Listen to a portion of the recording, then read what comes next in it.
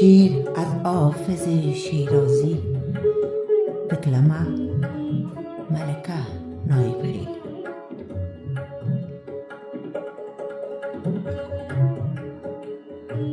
خرم آن روز کز این منزل ویران بروم، خرم آن روز کز این منزل ویران بروم، راحت جان طلبم وز پی جانان بروم.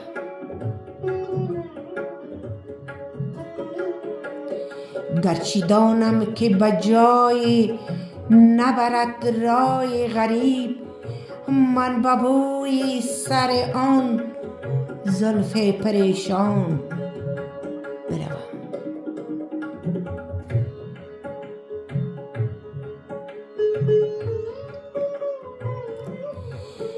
دلم از وحشت زندان سکندر بگرفت، رخت بربندم و تا ملک سلیمان بروم. چون صبا با تن بیمار و دل بی طاقت، چون صبا با تن بیمار و دل بی طاقت، به هواداری آن سرو خرامان بروم.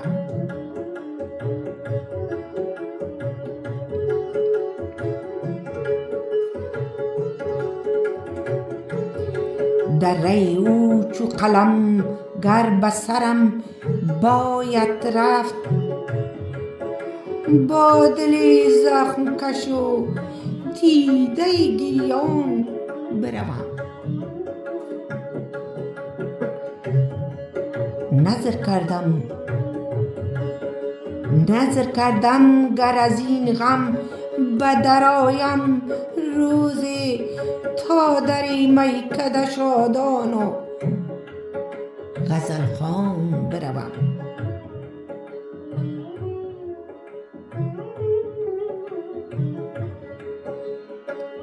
به هواداری او زر صفت رقص کنان، تا لب چشمه خورشید درخشان بروم.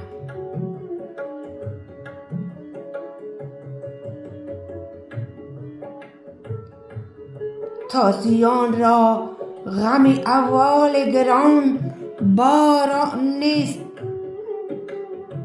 تازیان را غم احوال گران باران نیست. پارسایان مددی تا خوش و آسان بروم.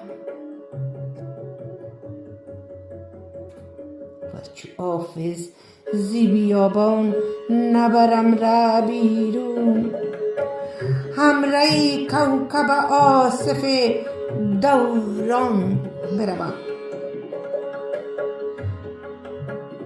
و چو حافظ زی بیابان نبرم ره بیرون،